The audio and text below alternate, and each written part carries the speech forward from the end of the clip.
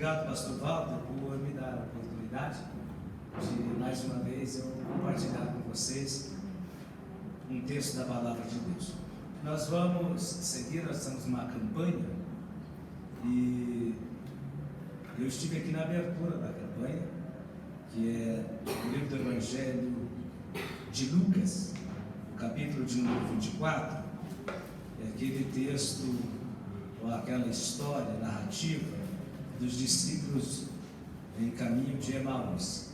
Eu amo esse texto, essa história, e como é bom poder falar da Palavra de Deus. Capítulo 24 do Evangelho de Lucas. Eu tenho 2 versos para eu ler para os irmãos, e vou fazer isto agora. 24, verso de número 26 e também número 27. O Evangelho do Dr. Lucas, capítulo 24, verso 26 e também verso 27. Diz assim: porventura não convinha que o Cristo padecesse e entrasse na sua glória? E começando por Moisés, discorrendo por todos os profetas, expunha-lhes o que a seu respeito constava em todas as Escrituras. Amém, queridos? Se assentem, por favor. Se você quiser não ter a sua Bíblia aberta, lá no livro do profeta Isaías, faça isso, capítulo de número 53. Queridos irmãos, apenas a título de introdução, como vocês já estão seguindo uma campanha, também não quero ser repetitivo, mas só para eu poder contextualizar esses 2 versículos que nós lemos aqui. Nós temos esses discípulos de Jesus, que já era um domingo à tardezinha, quando eles saem de Jerusalém, após a morte de Cristo, de Jesus Cristo, na sexta-feira, e eles estão indo, rumando às suas casas, que ficam na aldeia chamada Emaús, mais ou menos uns 11 quilômetros ali de Jerusalém.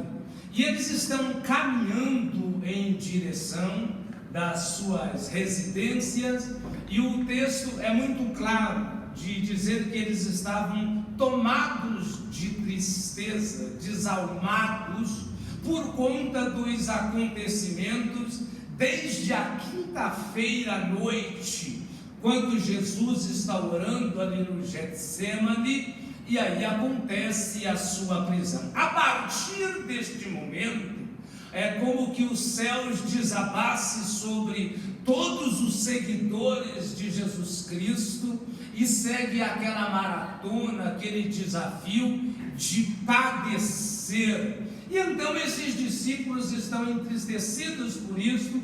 Há um sentimento de frustração, de expectativas não correspondidas da parte dos discípulos, exatamente por falta de compreensão. E não são minhas palavras, é o próprio Jesus que disse isso nesses versículos que nós lemos ali. Eles estavam com os olhos como que fechados, não reconheceram o mestre, estavam se lamentando de tudo o que havia acontecido, e Jesus vai dialogar com eles, e mesmo assim eles não têm capacidade de reconhecê-lo, pois estão vivendo um momento de complexidade, pois aguardavam que acontecesse uma revolução a seu tempo, aguardavam um Messias que viesse empunhando uma espada de liderança, quem sabe com um exército imponente, para quebrar o jugo romano de sobre eles e dar a liberdade ao povo judeu de servir ao Messias. Ora, isso aconteceu, todavia, pela falta de compreensão das Escrituras. Jesus disse: olha, necessário é que este Cristo padecesse para entrar na glória. 2 coisas interessantes no primeiro verso: é o sofrimento de de morte e a ressurreição de glória. Ele não deixa de dizer: olha, os profetas, como que contextualizando, se vocês tivessem observado a lei, vocês tivessem lido com atenção, com espírito, não apenas pela letra, veriam que Moisés, os 5 primeiros livros, eles falavam do meu sofrimento, os profetas também, e vocês não tiveram esse entendimento. E Jesus então faz alusão ao Antigo Testamento para mostrar que a sua morte, que o Calvário, que a cruz não foi um acidente de percurso, não foi uma casualidade, mas ele estava levando, remetendo a eles a toda a escritura que eles tinham em mãos, para mostrar a esses discípulos que o Calvário, que a cruz, que o seu sofrimento, o seu padecer, a sua morte, foram um plano elaborado juntamente com Deus, no coração de Deus, que não foi algo que saiu do controle, mas estava projetado para que o homem pudesse religar-se com o seu Criador. Eu quero pensar um pouco nesta noite acerca deste sofrimento do Messias, deste padecer, convidar a igreja para a gente adentrar a via cruzes, a via dolorosa, desde da quinta-feira à noite, quando Jesus começa a padecer profundamente, e o doutor Lucas descreve este padecer tão intenso, tão forte. Ele descreve dizendo que o suor de Jesus, enquanto orava ao Pai, transformou-se em grandes gotas de sangue que corriam até o chão. É um momento angustiante ali no Getsemane. Ele está sendo pressado naquele momento, pois todo o peso de antemão ele consegue entender e sentir este peso, e é por isso que sobreveio esta tamanha carga, tamanho peso, e consequentemente o seu sofrimento vem sendo exposto neste momento. Queridos, e quando Jesus diz aos seus discípulos nesse texto que nós lemos, acerca dos profetas, acerca de Moisés, eu então tomei a mão o profeta Isaías, que no meu entendimento é o que mais descreve com maior clareza, com maior precisão, o sofrimento de Jesus Cristo com relação a este resgate. É importante lembrar que este sofrimento tinha, obviamente, já disse e repito, estava no coração de Deus e com um propósito. Isaías, no capítulo 53, vai dizer: quem deu crédito à nossa pregação e a quem se manifestou o braço do Senhor, pois foi subindo como renovo em meio a uma terra seca. É assim que ele começa a descrever este Messias, o Cristo, nosso Salvador, o nosso Redentor. Ele vai descrevendo e vai descrever pelo menos as 3 formas de sofrimento que o nosso Cristo padeceu. Ele vai dizer o seguinte, lá no verso de número 3: era desprezado, rejeitado entre os homens de dores, do qual sabe o que é padecer.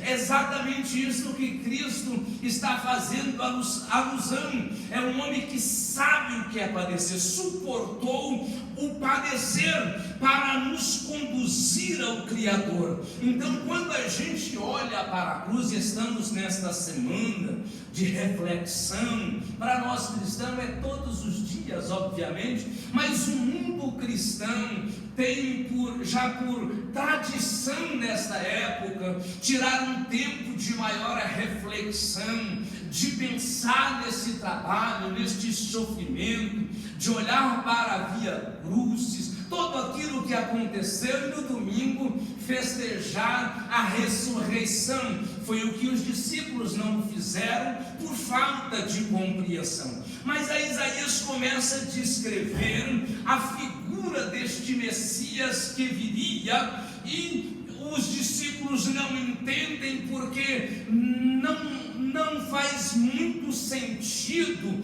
um rei, um salvador com essas descrições. Ele diz no verso de número 2 do capítulo 53, ele não tinha beleza nem formosura para ser desejado, não tinha traços de um rei esperado. Por isso esta confusão na mente desses dois discípulos. Verso de número 3, era um homem de dores, experimentado no trabalho, e que nós, olhando para ele, nenhuma beleza víamos para que ele fosse desejado. E não somente isto, o verso de número 3 diz que ele era desprezado e rejeitado. São 700 anos antes da crucificação de Cristo. Isaías tem esse vislumbre, essa visão, essa revelação, e ele coloca nas escrituras, falando daquele que haveria de vir. Eu estou esperando um rei que no mínimo ele tenha uma coroa, e é por isso que o escárnio acontece depois, porque os soldados dizem: tu és um rei, então tome aqui uma coroa sobre a sua cabeça. Ora, ele não tinha as características, ele não tinha o perfil de um rei esperado para aquele tempo, mas tudo estava sob o controle. Repito, a morte nunca foi um acidente para o Senhor. Sabe por quê? Porque esta morte, Isaías vai descrever aqui, que nós estávamos como ovelhas desgarradas, sem pastor, sem saber para onde ir, e por conta do pecado original, todos nós estávamos assim, sem um itinerário para a nossa vida, sem um GPS para encontrarmos o destino, devido ao pecado, devido à mácula que estava sobre nós. Logo Deus disse: é preciso um substituto, é preciso um cordeiro imaculado, é preciso derramamento de sangue, é preciso a morte para dar vida. E aqui, quando Jesus enfrenta esse projeto da cruz elaborado, é exatamente para substituir a nossa morte. A cruz era para Antônio, a cruz era para o José, a cruz era para Maria, a cruz era para a humanidade, mas Deus, na sua presciência, entendeu e sabia que jamais nós poderíamos ser religados com Ele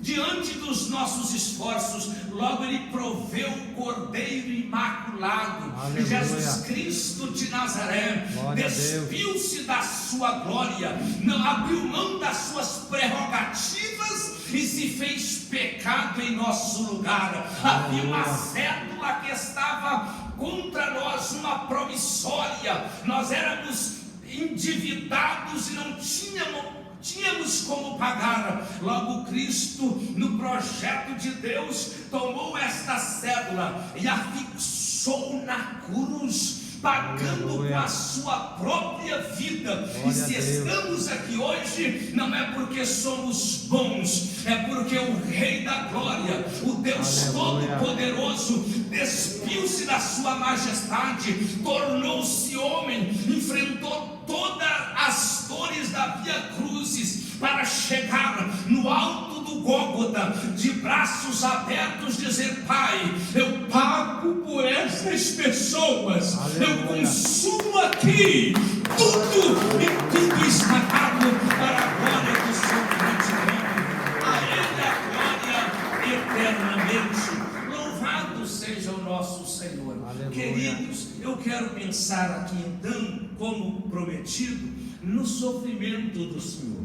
Quando a gente olha para isso, eu estava ouvindo alguém falar, dizendo que a dor de Jesus Cristo foi a maior dor que um ser já poderia viver na face da terra. Aí alguém foi contestando, dizendo: não, existem dores maiores do que a que ele suportou, mortes mais lentas, por exemplo. E aí, só que as pessoas não entendem que a morte, a dor de Jesus, obviamente houve a dor física, mas a maior dor que ele sente é porque alguém sem pecado, alguém que não conheceu o pecado, palmilhou esta terra, santo em todo o tempo, ele sofre a dor exatamente deste peso do pecado. Tudo isto faz com que o Calvário, a cruz, tornou-se a morte, além de sangrenta, dolorosa, a maior dor, e aquela expressão de cruz foi a maior expressão de amor, e é que o mundo pôde conhecer.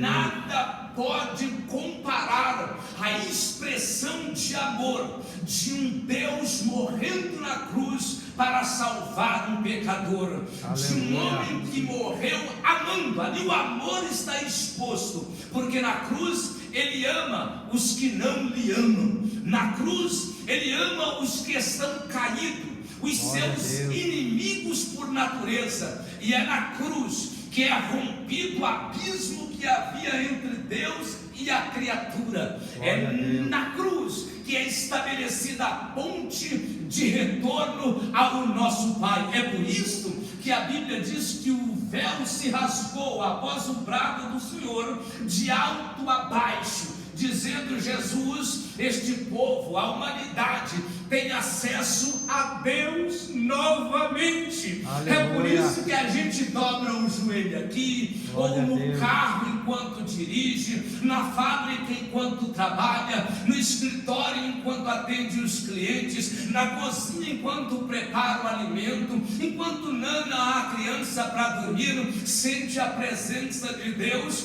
e aleluia, pode falar com Deus, aleluia, porque na morte o véu foi rasgado de glória cima para baixo, indicando que o homem só seria capaz de voltar a Deus se Deus manifestasse a sua glória do alto, e isso nós louvamos ao Senhor.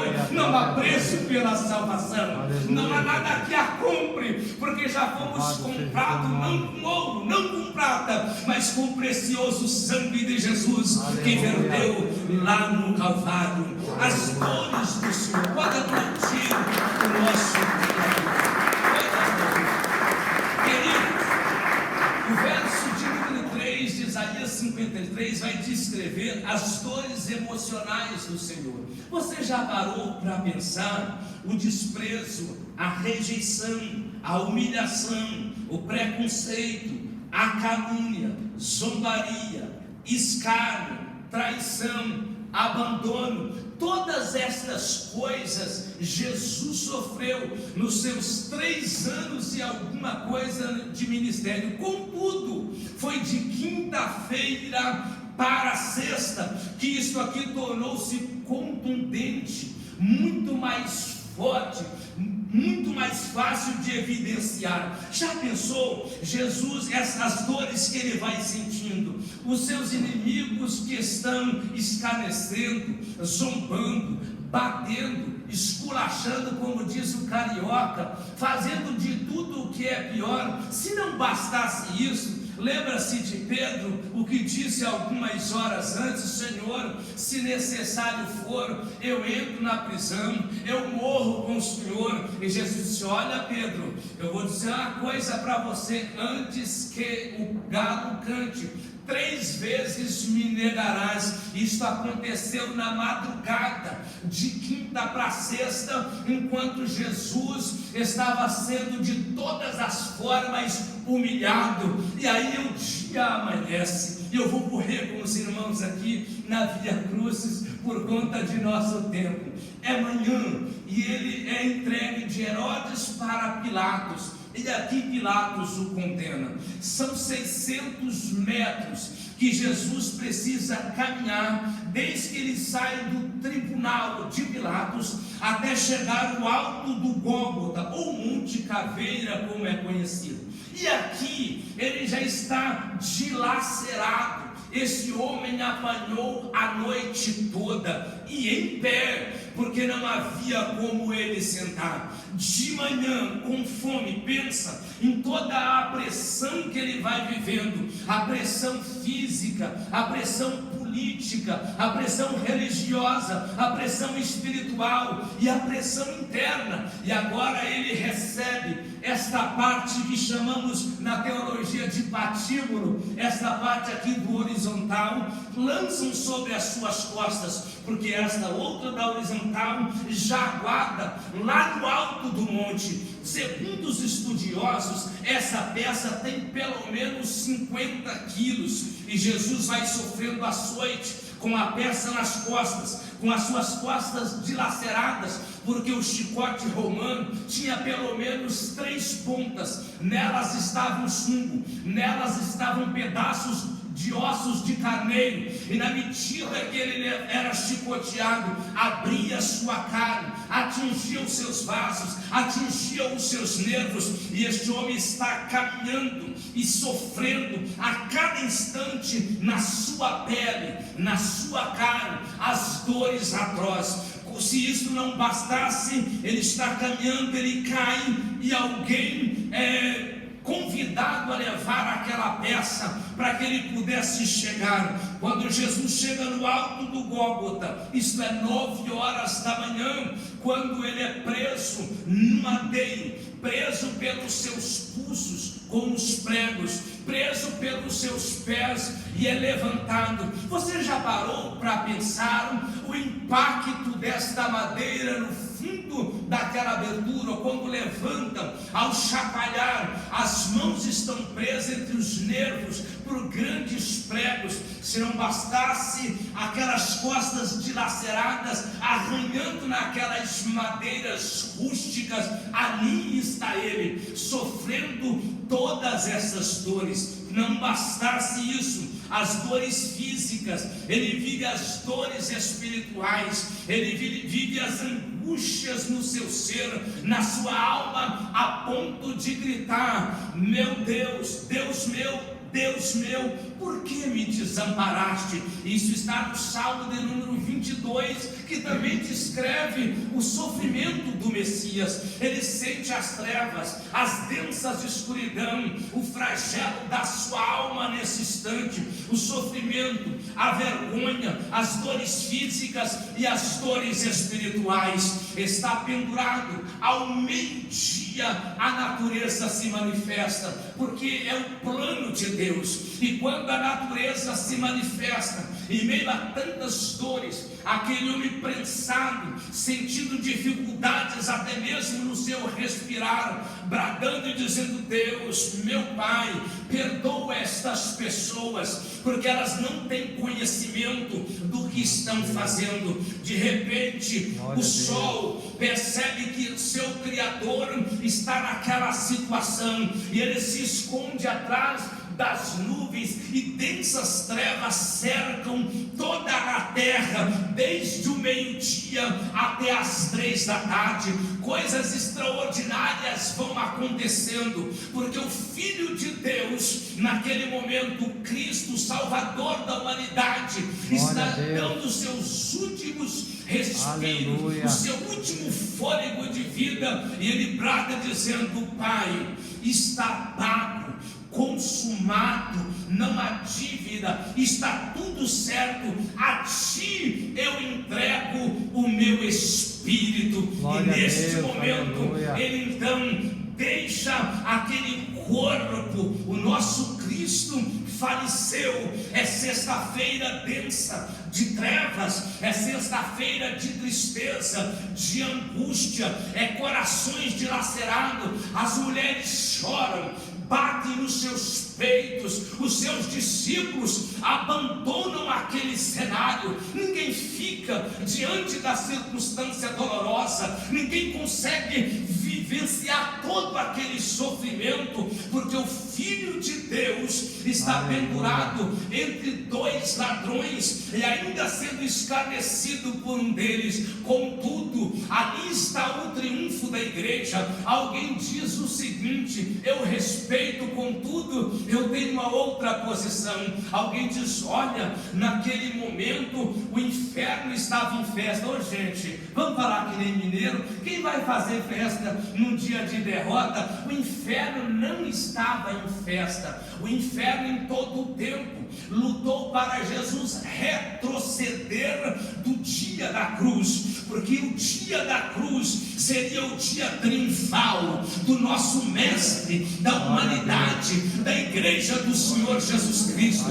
O inferno estava ainda em densas trevas, e naquele momento Jesus então entrega o seu Espírito ao Pai. As pessoas estão tomadas, como esses discípulos, não apenas eles, pela tristeza e pela frustração, e se dispersam por toda aquela região. Mas de repente Jesus é entregue, Jesus é sepultado, mas ele não fica, porque havia as profecias, a palavra de Deus, e o plano de Deus não pode ser frustrado. 3 dias ele permanece, mas depois reedifica o templo. Ele está falando dele, ficaria lá no abismo, na terra, estaria soterrado, contudo haveria um momento da ressurreição. E o que acontece é domingo de manhã, gente, é o domingo da alegria, e as mulheres se levantam e ela diz: vamos ver o que aconteceu. Elas guardavam no coração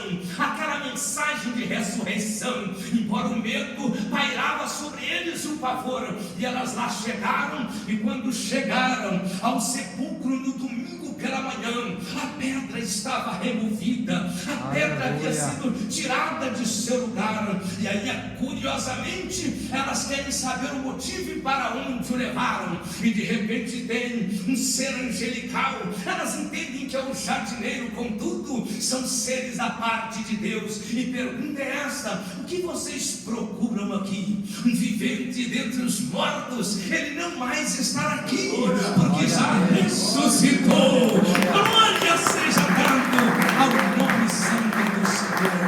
Então, queridos, a cruz não pode ser símbolo de tristeza. A cruz se cumpre o plano de Deus. A cruz é o nosso passaporte para a glória eterna, porque foi na cruz que ele demonstrou todo o seu amor. Eu encerro agora para a gente orar juntos, mas antes eu quero dizer uma coisa. Gente, já pensou que amor é este? Este é o amor que ama a todos que não lhe amam. Eu dizia que é um amor inexplicável, é um amor imensurável, é um amor extraordinário, é um amor que não se há compreensão. Contudo, nós somos amados por Ele. Nós temos um valor extraordinário, não porque somos bons, mas porque fomos comprados pelo sangue do Senhor. Ele nos ama, e é motivo para a gente nos alegrarmos no Senhor, sempre regozijando no Senhor, porque Ele nos amou e nos deu a compreensão do seu grande e poderoso projeto. Fiquem em pé, por favor. Eu oro com vocês e devolvo